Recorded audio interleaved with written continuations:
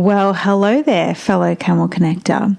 Today we've pulled a podcast out for you from the magical archives because we have something incredible coming up that we don't think you would like to miss out on or even hear about. In November last year, we journeyed to India with a small but mighty group of fellow adventurous camel-loving people. We had an itinerary planned. We were to buy 6 camels, yes, buy 6 camels in India, teach our training course, the Camel Connection Trust-Based Camel Training, to our group, and hence the camels got trained. Then we trekked these camels from an Indian village where we stayed, and then we trekked them to the Pushkar Camel Fair. Now, we had it all down pat, but like with all our international journeys, we create a lot of room for flexibility, and we're sure glad we did. There was actually a bigger purpose to this trip. Before returning home, we actually planned to gift the camels we brought to a village so that they can breed and milk the female camels to help preserve the camel culture and the camel itself in India, as numbers are declining. So sadly in India, camel numbers are dwindling due to modernisation. Mainly, this is not good news for the camel or for the camel owners and handlers, which are known as Raika people, and hence their livelihoods. So the whole purpose of bringing out this podcast that I think we did last year from the archives is to inspire you on what is possible for you. We're actually ordinary people, just like you. We love adventure, camels, and giving back, and we know we're not alone in this. Or maybe we're crazy. I don't know. Let us know. Tune in now to hear the archive of last year's What Really Happened in India. Whether you're a camel owner, wannabe camel owner, or simply an adoring camel fan, you're in the right place for some fun, useful, and interesting camel talk. This is the Camel Connection Podcast. We're your hosts. I'm Tara. And I'm Russell. Join us here for fun learning about camels, how to care for, train and handle them, plus insider stories and interviews. And also some interesting stories of our lifestyle with camels, the good, the bad, the ugly and the very funny. Make sure you subscribe now so you don't miss out on an episode.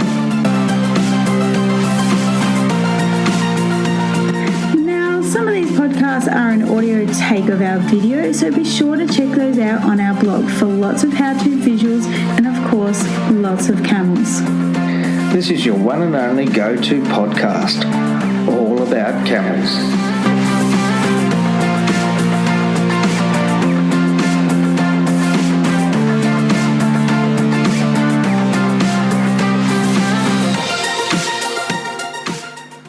Welcome back to our Camel Connection podcast. Hello everyone. It's Tara here. And Russell here. And Tara here. Oh, it's not our last name. We've got some really exciting things to share with you today about our trip to India recently. I think we've been back for a couple of weeks now. It's all a bit of a blur, but we've got some really exciting things to share with you about what really happened on our India camel journey.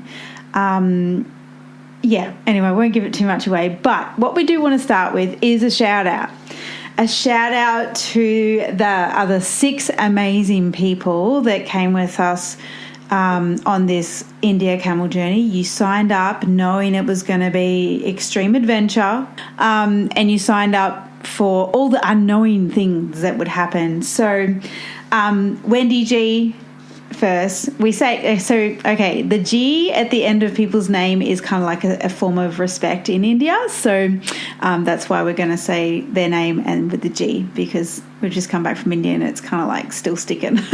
Very much. So first, a shout out to Wendy G. Gosh, unfortunately, she actually fell very sick on our trip, but her strength and determination is like, I'm going to keep going. I'm going to get as much as I possibly can out of this trip was just amazing. So I know you're recovering now, but your presence there was such a delight to be around. Just great to get to know you. Yes, yeah. We met you over in the States and but to actually go on a journey with you was just great. Yes. Absolutely great. Yeah. And then we've got Debbie Sue G, who also was just, I mean, you guys were all awesome to be around. Like, I mean, it was just the biggest delight to have you on this journey. So thank you for coming along as well. Also from the United States is Carrie and Michaela, who were just so much fun to be around. Awesome. Michaela's, the way she talks, I'm still getting used to. I've still got it in my head. Great. And it was awesome having you guys on board, and just the energy. Yeah, all the energy they put into the trip as well, which is really good, and all the encouragement and positivity. Andrew G, oh gosh, well, you were the only bloke other than Russell on the trip and all the other blokes in India, but you were really great at just helping out wherever you were, and also making us laugh every 2 seconds. Wow, You don't mean to be funny, Andrew, but you are. You are. You're a very funny man, and we mean that in the nicest possible way. Oh yes. And of course, your company was just so welcome by everyone. Very warm. Everyone loved it. Not just the participants, but also everyone in the village. Yes, and the most common question on the trip was, where has Andrew gone? Because every time we turned around, he was off on somebody's motorbike going to have chai at somebody's house. So either chai at someone's house or finding a chicken egg or something. So thank you, Andrew. And last but not the least is Amy G. Thank you so much for joining us on this trip.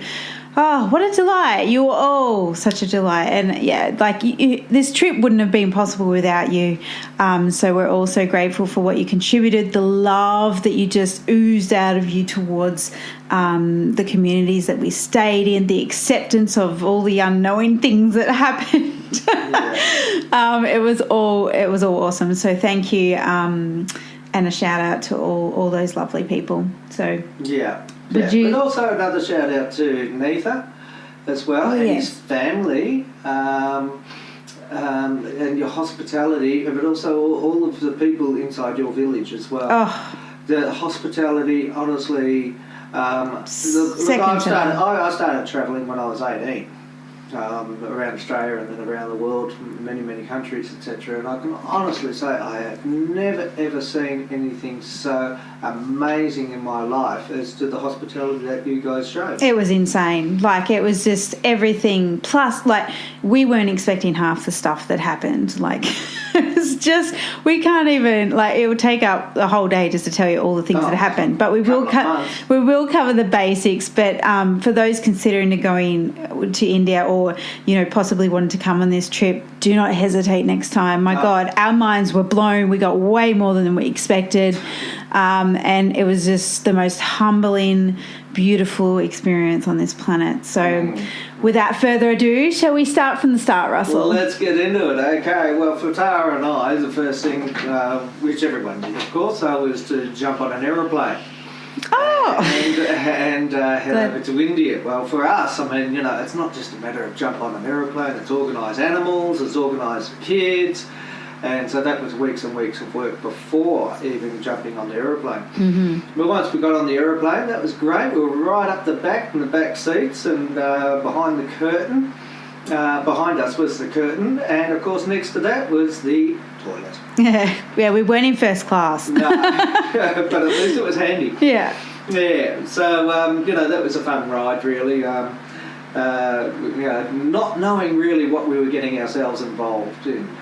We had a basic idea. Well, we knew our intentions, which was to buy the 6 camels, which had already been purchased for us. So, bit of a story. So we got a loan from somebody in the village to buy the camels and give that to the camel herder. And then when we got there, we did this whole ceremony that lasted about 2 hours of exchange of ownership and lots of photos and lots of chai and wads of money. Yeah. We had to hand over wads of money to the bloke who went ahead and loaned the money. Yeah. And I could hardly put my hand around it. Yeah. Just being the rupee, compared to... and if you're wondering how much we paid for the camels, I think it was something like $320 USD each. which is about 400 Australian. So that's nothing. No, well, I mean, it's approximately the same that we would pay for a camel that comes from the bush. Directly, yeah. You know, that's untrained. But anyway. Yeah, so, okay, so we ended up in Delhi. We arrived in Delhi, and if you've ever been to Delhi before, big city, big Asian city, and, you know, lots of cars, you know, the air is pretty thick, and people everywhere, being India with 1.4 billion people, I believe it is now. A lot. And we got to our guest house for the night and met up with everyone who were on the journey. And there was even stories attached to that. Andrew got lost in the airport, trying to you know, find his way and find someone who was a contact, and just his stories behind that. That is a blog post in itself. Oh, that's a documentary. Yeah. So we ventured out a little bit there in Delhi just to get last minute supplies of things before we jumped on a plane the next day to Jaipur. I think that's how you say it. Oh, no, I think we went to Jodhpur. Jaipur is different to Jodhpur. Yeah. Yeah, I get the two confused. Well, they're very similar. Yeah. And of course, once we got out of the aeroplane, then we were taken to a restaurant, which was very nice, and then proceeded on to Neetha's village. Yeah, which was it was amazing actually. Like, well, none of us really knew what to expect of a village. You know, is it just going to be this kind of village in a suburban kind of state, or is it going to be something out in the middle on a dirt road? But then when we started to reach dirt roads and go through all these really bumpy roads, it was like, oh, like I could feel the excitement. I could feel everyone's excitement building. Like, oh my God, we're really going to an Indian village, and we're really going to stay with these people for a week or whatever it was. And it was just exciting. And I remember when we got there, I felt my heart swell. And I'm like, oh my God. I think I turned to Wendy and said, oh my God, we're in India and we're staying in a village. Like, it is off the beaten track. It is not a hotel or a motel. It's not luxury. Well, actually, for us, it seemed luxurious. We just got spoiled like crazy. But, you know, it was a total Indian experience, which when I travel and when we travel, that's all we want. We want to immerse into the culture, and that's exactly what we got, plus so much more. Absolutely, yeah. And the best part about it was that, you know, we were in an area there where Westerners don't visit because it's not a part of the tourist travel. No. It's just an Indian village, and a lot of the people had not met Westerners before. Yes. Especially the kids. Yeah, especially the kids, that's right. And so, you know, there was this wonderful interaction that was going on of a connection, I suppose, that was being formed. Mm-hmm. And the trust building, yeah. Yeah, and so we were greeted by Neetha and his family, and the villagers were just swarming all around the place. Who are these people? What are they? But yet that, like, I mean, I've been to places where that's felt a bit intimidating, but it didn't feel that way. They all felt so loving and accepting, and obviously they did a little bit of a welcoming ceremony. They put the red dots on our head. They put a piece of cotton around our arms. So, you know, we were already part of it. I've still got mine on. Yeah, it's falling apart. But and so basically we were a part of them. And you know, Neetha said to us that, you know, our home is your home. And, you know, we all felt that to the core, that, you know, that we are free to go to other people's places and have chai if we want to. Yeah, and what I have to say here, though, is that all this time it was the Indian festival of Diwali. Yes. So in Delhi, the lights were on and the firecrackers were going off, and just adjust the microphone. There we go. And of course, when we got to the village, well, they don't have as much of all those sorts of things, like the lights. Oh, there was enough. but they made up for it in so many ways and celebrated Diwali. I think it was about 4 days. We were there for 5 days and probably lasted 4 days. My nerves were a bit shot by the end of it because all these firecrackers were going off and some of them were so unexpected, but everyone else was just chilling out to it. I'm just like, okay, by day 3, I think my nerves have got this under control. Joel. Absolutely. So we had the welcoming, and that was terrific, and then shown where we were going to be sleeping, etc., and all that sort of thing. So we did all that, and then of course it was time for chai. Yes. And so we had our traditional, chai made out of buffalo milk. Mm-hmm. And which the buffalo just hang out the back, next to the houses. Yeah, no mucking around. And it was just, beautiful chai, of course. Mm-hmm. And because it was late in the afternoon by that stage, then dinner was going to be created. Yes. Inside Nisa's house. And now, given it's Diwali, there seem to be a lot of visitors hanging around. There's an enormous amount of people. And to us, we thought, this must just be normal. Everybody comes for dinner. Yeah. But then we sort of caught on to the fact, okay, it's Diwali. Everyone's coming to celebrate. There's, I think there was neighbouring villages. They come to see these white people, the Gora, eat out of their hands. And yeah, so we had a lot to learn about table manners, Indian style, and, the use of knives and forks, for example, which are completely absent. It's not necessary, and we actually share the food. Now, by that, what I mean, say for example, if I'm sharing the food with Tara, well, I pick up some food in my hands, and I actually put it in her mouth. Mm-hmm. So we were all doing this. Which, by the way, for those listening, this was total breakdown of the barriers that I have towards other people feeding me. Like, even in a romantic sense, I'm like, Russell, do not feed me. I can feed myself. So, like, the whole time I'm just like, Tara, you've got to let this go. You got to let it ride out and laugh your way through it. And so I let it all go, and we laughed the whole way through it. But there was a system they had with how the Diwali celebration and how you got fed. So you get fed once by your host, and then the guest would feed the host. No, I think you get fed 3 times by the host, and then once by I don't know. We didn't really figure out the rules. We just kind of kept shoving things in people's faces. Just doing it, one way or the other. So it was just a wonderful first day. I think though, before we did the dinner, we did go to the camels, didn't we? And we had meet a look them. at the camels. Yeah. That's So true, that was a really interesting thing because most of the camels had headstalls on. One of them didn't, and it was the most wild one. I can't remember which camel that was. Careful of the word wild. Well, oh yeah. So, okay, when we refer to wild, this is a bit of a disclaimer. We're actually referring to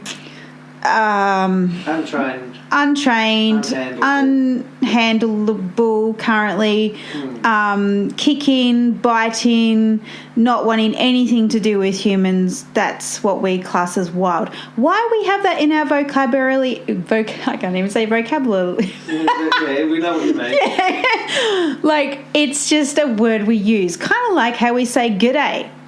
What we should be saying is good day, because that's what it stands for. But we say g'day. That's just what we do. And like for our American listeners, if we were to use the American term green, as far as those types of camels, that's what they were. They were green. Yes, not purple. Okay, well, whatever.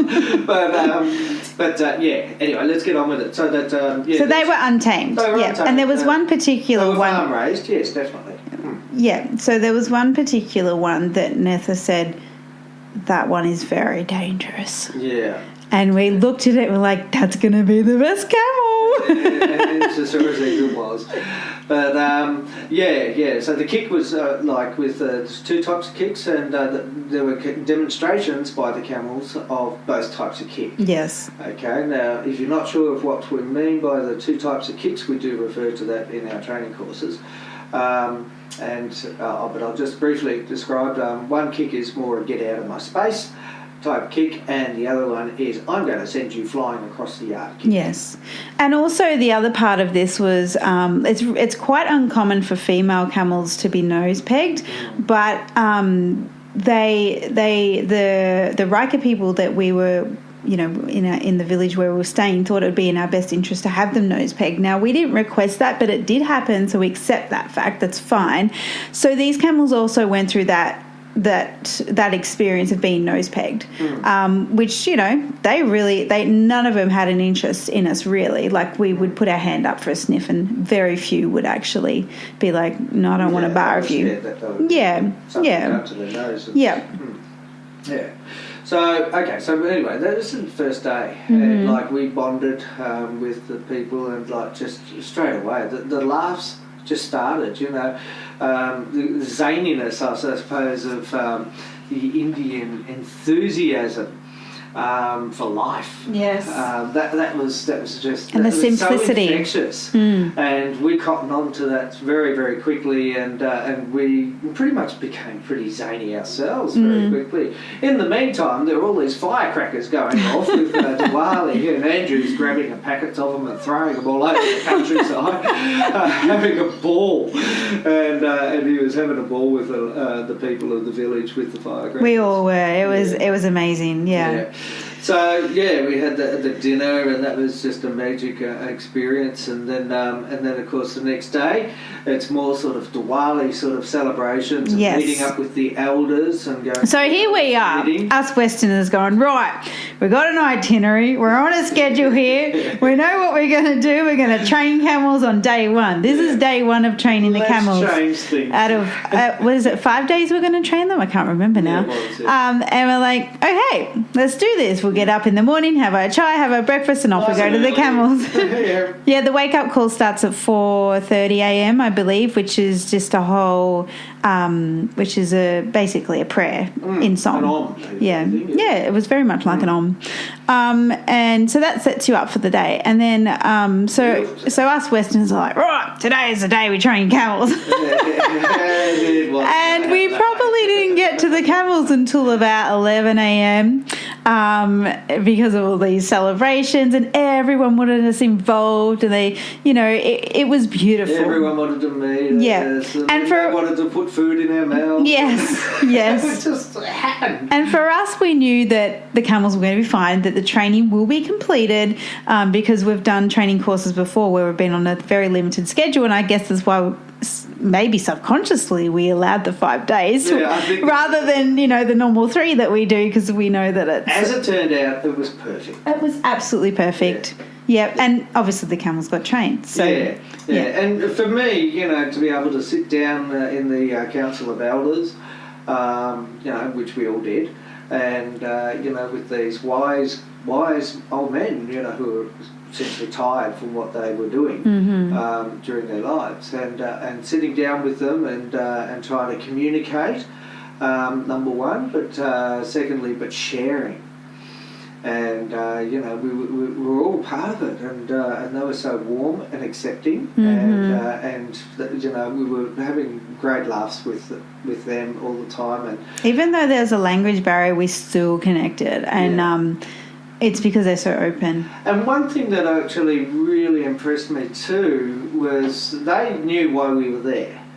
They knew what the program was. Yes. Neither had worded them up on what our intentions were. And that was for the group to purchase the camels, to train the camels so that then they were calm enough for their intentions, which is to start a milking operation to support their village. Yes. And so the elders were just so grateful, I think is the best word I can think of at the moment.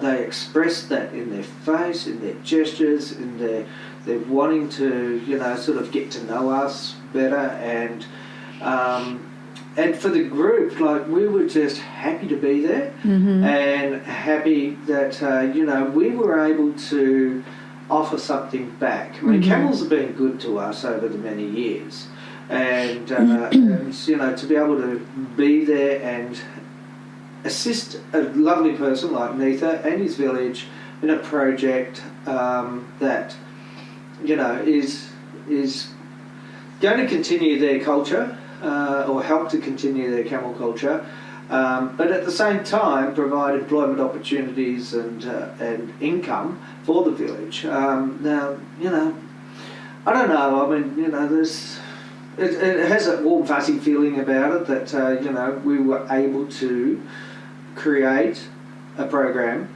that allowed that to happen. Yeah.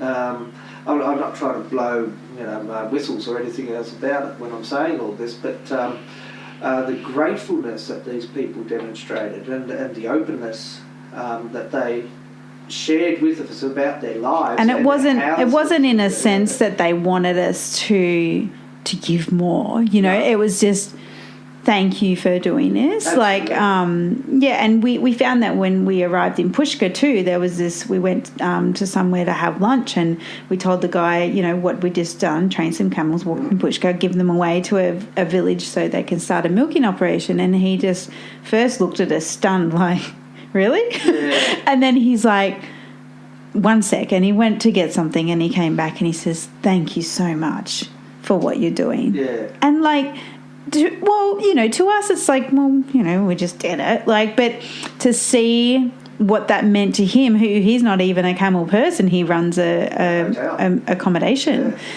It was like, I think we've done something big here. Yeah, there was something in it. And I mean, it's not big in the sense of worldly big, but in the sense big enough to fill people's heart with hope. Possibly with more dreaming of, for Nether and his village for owning more camels and doing what they want to do with camels. But, what else can it's just, I'm kind of lost for words with that sort of stuff. It was amazing. Yeah. So, after many celebrations, various locations around the village with many people, and ceremonies. And afternoon trips in the back of a tractor to go shopping. We did that too. We hopped in the tractor. You know what? It was sort of like being treated like royalty. Like I think maybe I dropped a word to Nether and said, us women would love to get, one of the authentic women's dresses. And he's like, Oh, okay. And then 15, 20 minutes later, he comes back. He goes, this afternoon at 4:00, we'll go to the shops and get you a dress. And I'm like, oh, my God. And so many, like I said, and then I said, I really feel like a coconut, a green coconut drinking one. And then 25 minutes later, one will just pop up. Like coconut. It was, and Shabon. Shabam, yep. He's... Neitha's brother? Cousin. Cousin. Well, they all call each brothers, but yeah, they do. That's right. So that's why I always got confused as to the family lineage of where they fit in the family. They're all brothers. Anyway, he had very good English, and he actually said to me, in our culture, in our village, the guest is like God. Like God. Yeah. And they certainly did demonstrate it. Oh, yeah. But with a heart. Yes. It wasn't like a chore. It wasn't like you go to a tourist hotel and people serve you because that's their job. Yeah. It was different. It was so different. It was so incredibly humbling. I from a personal level, I think I learnt a lot about the person that I could be, or some character traits of mine that I could certainly, increase on, develop a bit more on. It was really amazing in that respect. But like I said, would get some of the camel training stuff done, and then would be off to the closest village that would sell these dresses, and all these dresses got custom made for all of us women, and they are beautiful. And then we'd find, and then I think there was one night we went out to some goat herders because they're all vegetarian in this village, so they don't eat meat. So we were all kind of sell it. We were all kind of craving meat, and so they cooked up a goat for us, but we had to leave the village in the tractor again, like in the back of a trailer on a tractor. So we ended up in some paddock. It felt like we were being led down a very dark alley. So we got there, and these people actually live, pretty much in little huts made out of sticks and sheets of plastic. And then our beautiful, beautiful cooks. And they just out there in the paddock for us and looked after us. And were more than welcoming into their house, for want of a better word. Well, it is their house. Sticks with some sheets of plastic, and showed us how they're making, the food, and took us into the goat paddock and let us pat and pick up the goats, and of what they were doing. They were very proud, weren't they? Yeah. And so, guys, what can we say? We got the most authentic Indian experience you could ever ask for. It was all unintentional. A lot of it was unintentional. It just happened. But it was just amazing, and everyone pitched in. We had some really wonderful cooks, and we all ended up becoming really great friends. We had 2 camel herders assisting us, Raika camel herders. Papa G was the most famous. He was the shortest man possibly in the village, and we all fell in love with him. Yeah. And, full of character. I can't recall how old he was, in his 70s, I think. Well, he doesn't know. That's right. He doesn't have any birth records. But they thought in his 70s, Maybe, I think. Yeah. Hey, just quickly, before we get back to the podcast episode, we want to ask you if you'd like to experience the India camel journey that we've been speaking about. Let me tell you, if you're getting excited just by listening to our experience in India last year, then take that as your sign to find out more about the India camel journey we're offering again this year in November 2019. You could be journeying to the incredible Rajasthan, India, home of bright colours, spirituality and camels to bond, train and trek with, the beautiful dromedary camel of India. You could be welcomed by our Indian family, where hospitality, incredible traditional Indian food and incredible culture is found. You'll feel your senses come alive on this incredible journey with a compassionate twist of gifting a herd of camels to a village. Don't miss this opportunity of authentic culture, visiting the famous Pushkar Camel Fair, training camels, doing a camel trek in India, and interacting with elephants at a sanctuary. How do you know if this trip is for you? Well, if you're an animal lover and adventurous, you should totally check out the full details over at our website, camelconnection.com. Go there now, take a look, and if you're inspired, make sure you hit the Inquire Now button ASAP, because bookings are closing soon. Now, let's get back to the episode. Okay, going back to some camel stuff in India. So there is a dominant approach to camels in India, perhaps because it's a survival thing. India, being a third world country, there's probably a whole pile of reasons for it. And obviously a big part of what we do in our company is that we try to demonstrate to people that there is a gentler way, that camels are a very sensitive creature, and that they deserve our respect and blah blah blah. So when we travel to other countries, we do not go to change the way of the locals' thinking. We are going to give our Westerner customers another perspective, but 2, an experience in another culture. So that's what we do. So we never go to change ideas or thoughts or anything like that. It's and what never they do with the information that they receive from us, of what we do and how we operate, that's up to them. And what we get from the information we receive from them is up to us. Is also very valuable to us on many occasions. So Papa G was amazing. Given his age and his experience with camels, he was so open to learning. I thought that it would be a lot of resistance there, but when he saw a whole pile of women dealing with very large animals, because generally speaking, women don't handle / train the camels. He was in India, obviously. He was. You could see his mind ticking. He was ticking. And the rest of the village and the men too. Yeah. So us women would be in there doing the work, and but not being afraid of the camel, but connecting with the camel, and the difference they saw was amazing. So the most heartwarming thing was just as we said our final goodbyes to our camels in Pushkar. They were being walked back to the village. Papa G and also everybody else who was helping with the camels, even the cooks, Yeah. Everyone just pitched in where they can. They were all so quiet and gentle and so loving towards these creatures. And, you know, they're putting their hand up to give a sniff. And then I remember when I saw one of the teenage boys who was they were getting involved on one of the training days. Yeah. And then instead of the yahooing, they started to kiss the camel. And, it all changed. It just gives me goosebumps to think about. Like, it was just heartwarming experience, and it was never our intention to show them, you know, well, this is a better way, because we don't have a better way, we just have our way, and that's not good, bad, or indifferent. The whole experience in that respect was really heartwarming, and those people's lives changed, and a lot of the young boys don't work with the camels because camels are scary and dangerous, and if they come near the camels, the elders will chase them off and, you know, all that sort of stuff, and make sure they don't come back.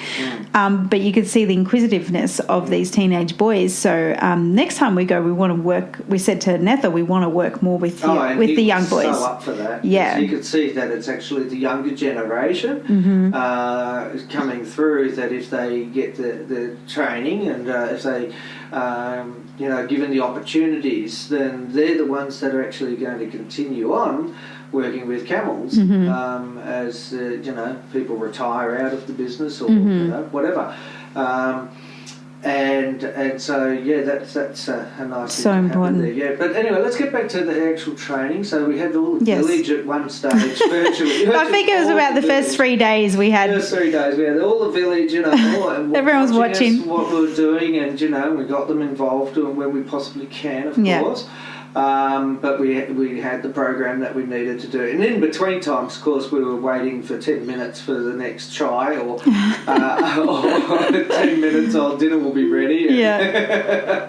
All these funny things that were happening. Yeah, we got used to the 10-minute thing. Yeah, it's basically undisclosed time. That's about 10 minutes. Camel time. Yeah. But eventually we got these camels. I mean, they were tied to the trees. We managed to get there. That was quite a day, actually, even getting the ropes on. Yeah, well, we had no training yards. I mean, every time we go international, and sometimes even within Australia, we have to improvise. Absolutely, big time. Yeah. So getting the ropes around the camels' necks, so that it was attached to the halter, and be able to lead the camel. Getting the halter been led before, and getting a halter on some of the camels. The not wild one. Apologies. What's it called? Very untamed, green, undomesticated camel. Yeah. AKA wild. Furious. Don't chuck that one in, Russell. Furious? Yeah, that'll just send it off again, won't it? Oh, the furious camels? No, if I add in a word furious. Oh. Okay, I don't get it. Anyway. But anyway, I do. That's all right. It's my joke. As long as it matters to you. Yeah. So anyway, we started training these camels, and we got there, and we've got lots of kicks coming out, and by the end, to cut the story short, by the end of it, of course, we had camels that were able to be hushed down on command, relatively well. I mean, they're still very fresh, but at least they've got a structure. Yes, and to work from. And I suppose going back to the wild thing, like if we were to pull a camel out of the wild here in Australia, which we do have actually we don't have wild camels. I'm politically incorrect. We have feral camels. Either way, come out of the wild. They come out from the desert. Anyway, you guys get our point. We're just having a bit of it's all political. Yeah, it doesn't matter. But basically, if we pull a camel out from the desert out here in Australia, what the signs that these camels show in Australia are the same signs that we saw of these camels in India. That's why we're saying wild, because we know what a wild/feral camel looks like coming out. And for the purpose of what Netha and his village were wanting to do, and that being a milking operation, of course you've got to get around the back part of the camel. You've got to have the confidence that the camel's not going to kick out when you go ahead and put cups on the udders and that sort of thing.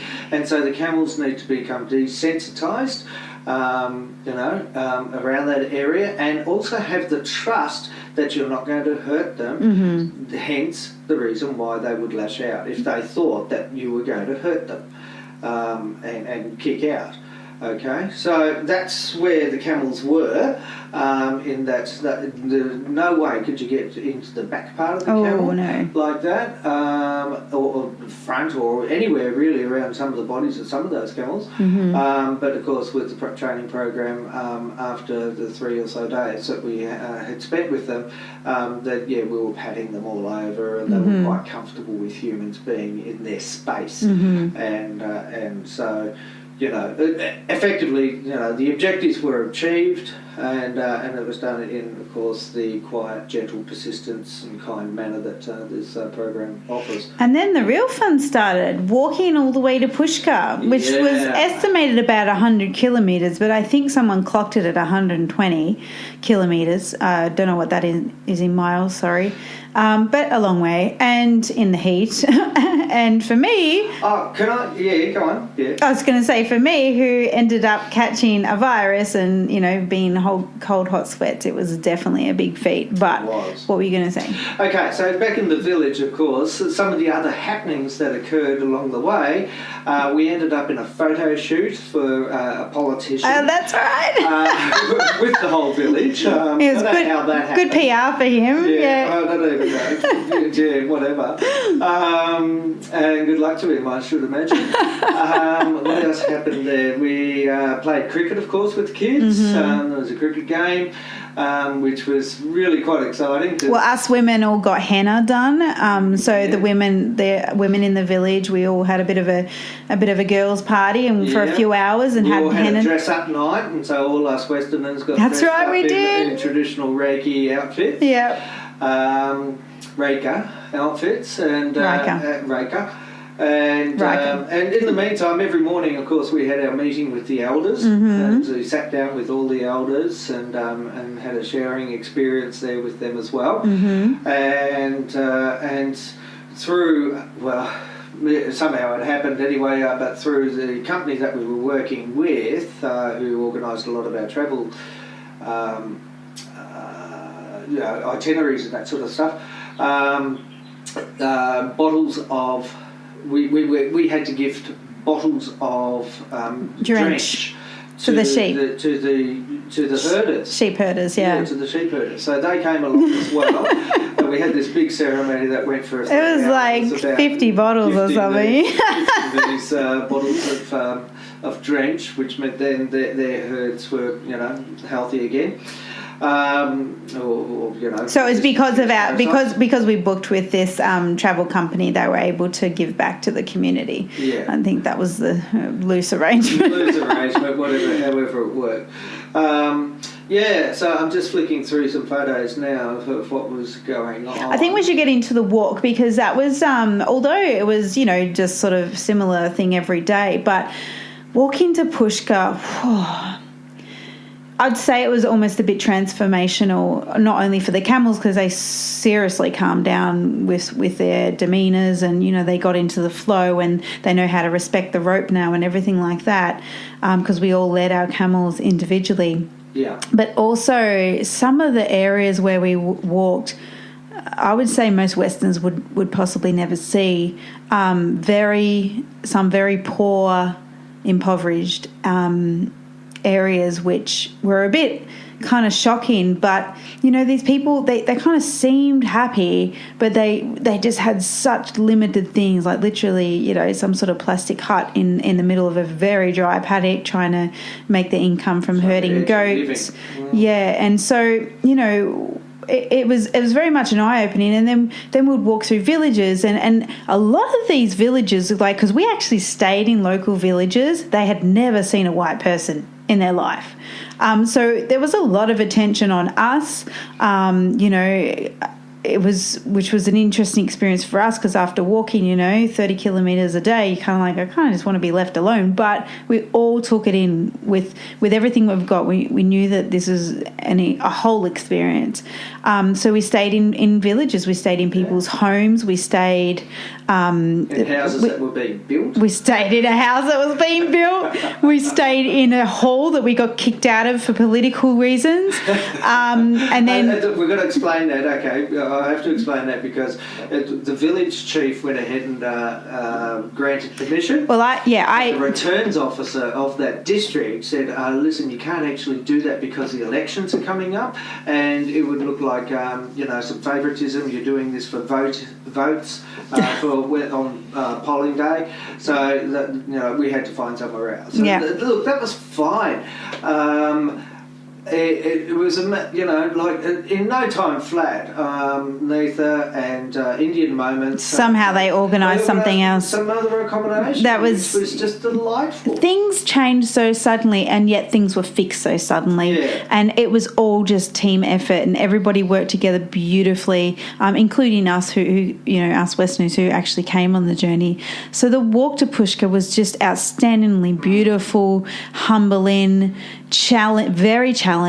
We all got blisters. None of us were immune to that. No.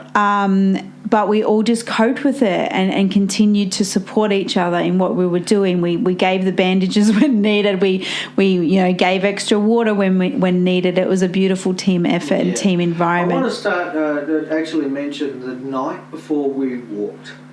Okay, the night before we walked, of course, we had this anticipation, what are we going into? Mm-hmm. We all felt it, and even Neitha felt it. He'd never walked to Pushkar before. And Papaji and Papaji Jr. As well, and they were quite keen to get going, I think. Oh yeah. Anything, they wanted to get to Pushkar.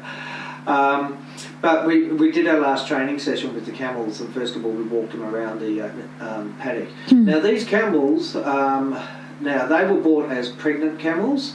Now without an ultrasound or anything like that, of course, you can't be 100% certain. And from the eye, I couldn't pick that they were pregnant. Definitely not. I could see some of the others were getting a little bit full. I could full in the udder. Yeah. But some of them were not heavily, but they were. Yeah. No, and that's pretty much the only But they were fit, healthy, very strong camels. Oh yeah. And to be honest, reflecting on the whole journey, we did that 120 kilometres. They walked back, and I guarantee you they could have turned around and done it again in a blink of an eye. Well, there's actually studies done in Australia where they've put tracking collars on camels just to see how they meander around through their day.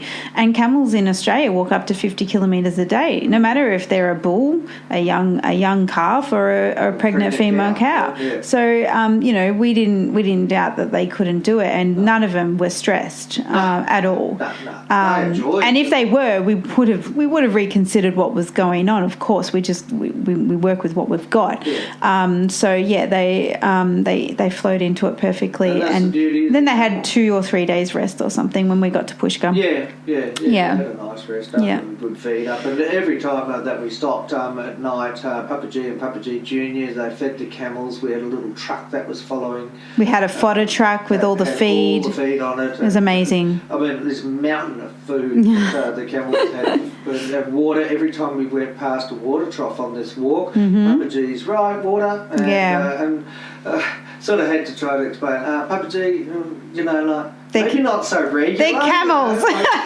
20 minutes apart. We don't necessarily need to do that. I know you love your animals, mate, but it's not. It was sweet. It was so sweet. The way they were looking after. And the thing that I've noticed about this episode of this podcast is we haven't talked much about Pushkar, which is really interesting because I feel like all of us got the most amazing experience whether we got to Pushkar or not. Pushkar's great, and there's lots more camels there, and there's all the shops where you can buy all the camel souvenirs and whatnot. But for me, the highlight was the experience getting to Pushkar. Yeah. Pushkar was just kind of like a bonus, you know what I mean? We got the most amazing experiences. So as we were walking along too, then all the people that we came across.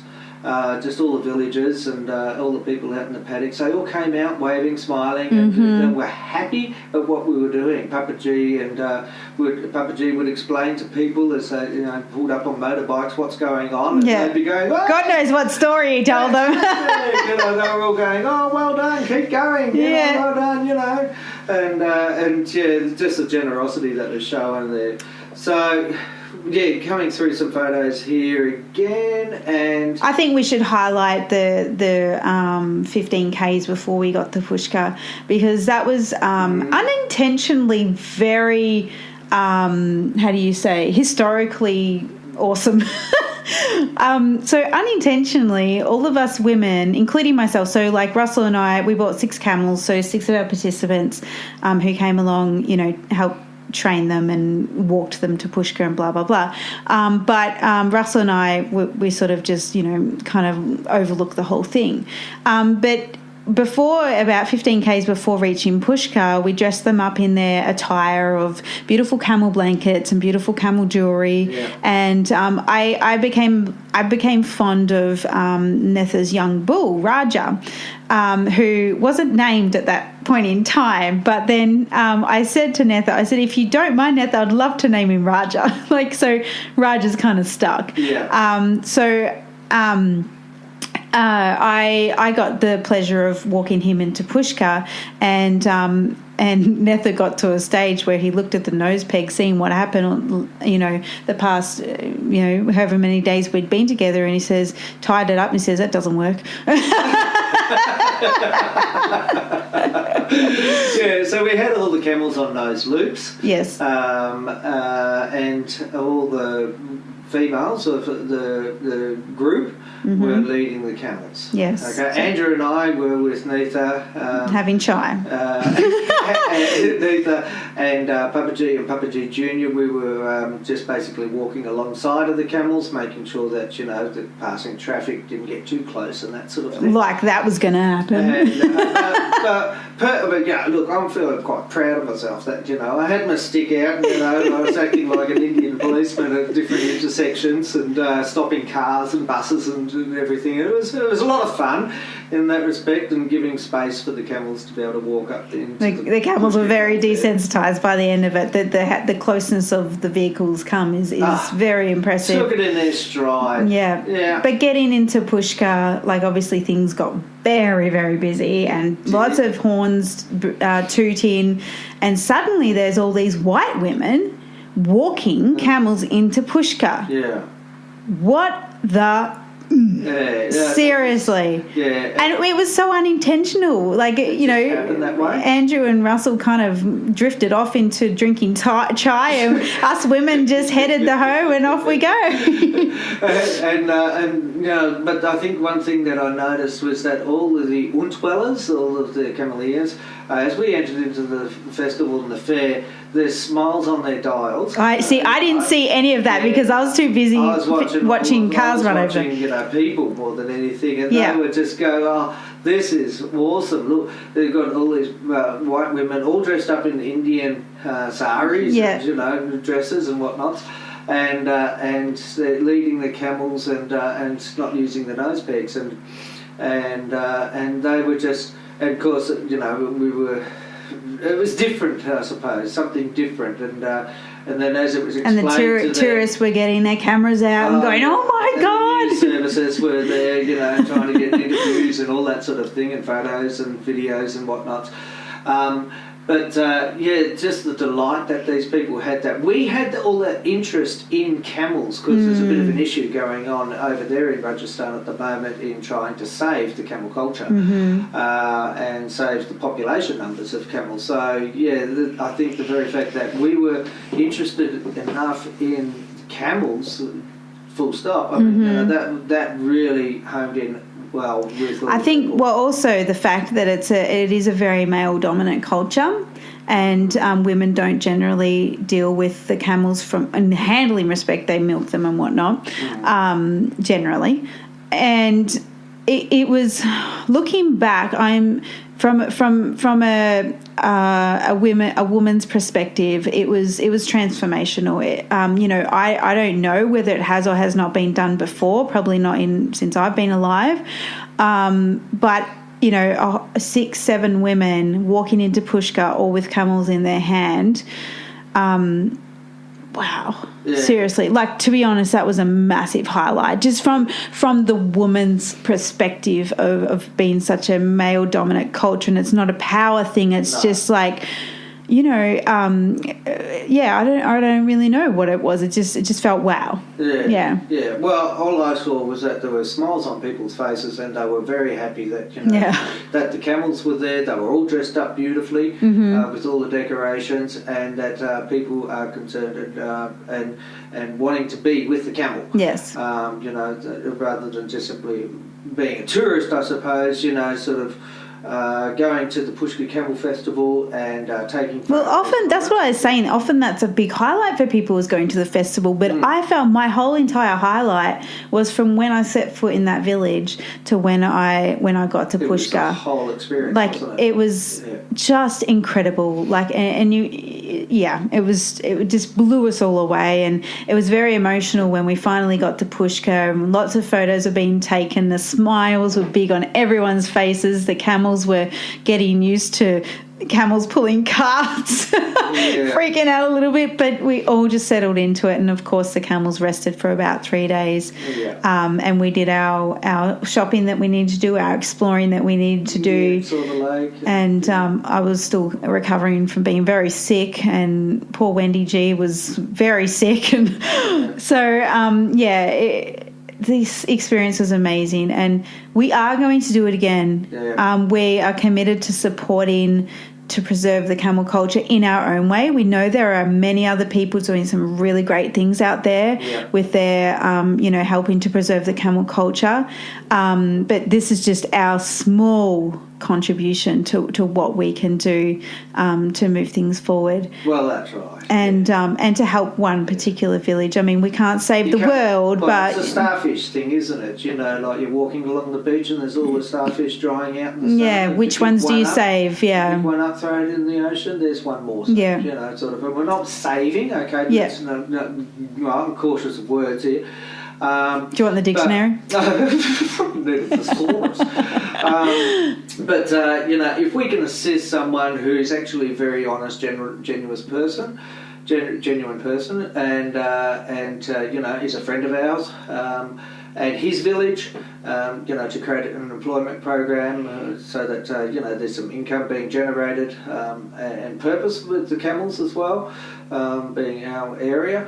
Then I'm up for it. I'm so up for it. That experience and to be able to offer, our community, those that are listening here right now, offer you guys a chance to experience something incredibly authentic in India with camels, that we didn't even cover half the stuff that we really did. But it was incredible. And if you are interested in joining us next time and helping support these projects, which basically means we're buying a village some camels, there's philanthropy work involved as well, just head over to our website and go to International Camel Journeys on the top bar, and just get on the wait list, because we don't know when it's going to happen yet. We haven't had time to sit down yet and figure out our next 2 years plan, but it will happen. Yeah, I just want to say also one thing that's followed on since the Pushkar since the Pushkar journey that we did, the whole journey, India Camel Journey, India Camel Journey. Got back home and I put out a call out for one thing that now that these camels will be dropping their babies, and their milking operation will be starting basically very, very soon, within the next month or so, couple of months. I spoke with Nathan and he said, well, needing first thing that really need to kick this off is a milking machine. So I put a call out there for seeing if anyone is wanting to donate, and hope that we raise enough money. A GoFundMe page, and as it turns out, and I've done my search on Google and contacted some companies in India, and guess what? Oh, what? I don't know this, do I? We've got enough donations to be able to get that milking machine. Really? Yeah. Since when? It's not the fanciest of milking machines. Yeah. It's not the big, U-Butte super transformer type model. Right. But it's a start. And, wow. and there's already... when did this happen? I didn't know. Because I do things too. Which you don't know. Yeah, but you tell me about that. And so, Nathan's contacted the companies. He's wildly excited. His villagers, members of, wow, this is really going to happen for them. And so now we're in negotiations with the companies as to which machine exactly that will be getting for their project. So that's great. Yeah, that's really good. Thumbs up to those who donated. Yes, and that will be happening very soon. And if you stick with our Facebook page or Instagram, look, eventually we'll get some photos up there, of this actually happening. And I should imagine Neitha will have an opening ceremony of the box with the elders. They'll be able to show us and all that sort of thing. So, well done everyone who donated. Thank you very, very much. And I'm looking at other ways of being able to assist the project, but of course it's a project in development. It's not. It hasn't been. Things evolve. That's for sure. Things do evolve. Yeah. So thumbs up to that. Great. Okay, that's really good news because it's an amazing project, and we get to support a whole village, which. I can't remember how many people they said lived there, but anyway, a few. There was houses everywhere. Yeah. And the herders and everyone else in the surrounding area. Yeah. It affects everyone. Thank you so much for listening in again, and really hope you enjoyed hearing just a glimpse of what we experienced in India. Like I said, if you want to join us on one of our international journeys coming up, head over to our website, which is currently australiancamels.com until we move it over to camelconnection.com. But if you use either, both will work. And just sign up to get on the wait list to be the first to hear about and to have the first dibs really on any position, any vacant bookings coming up. I know that there's people that have already emailed and texted me saying that they wanted to come to India. Yeah, I think we booked out already. Look, but we haven't put the call out there. No, and we've not committed to any dates or anything. We're not committed to actually putting people into slots on the booking sheet yet. But as soon as that email blast goes out, then that's when that will happen. Yes, it will. Thank you so much, and we'll catch you on the next episode. All right, see you later. Bye. Bye. If you liked this information we've just shared with you, you'll be sure to love the free camel ebooks and training videos that we're giving away. We're giving away 2 camel ebooks, Introduction to Camels and Introduction to Camel Training. Plus, in our bonus camel training videos, we take you through training and handling camels built on connection and trust. And we also share how to understand a camel's way of thinking. This is gold information that you don't want to miss, so be sure to sign up now to get your free ebooks and training videos over at camelconnection.com.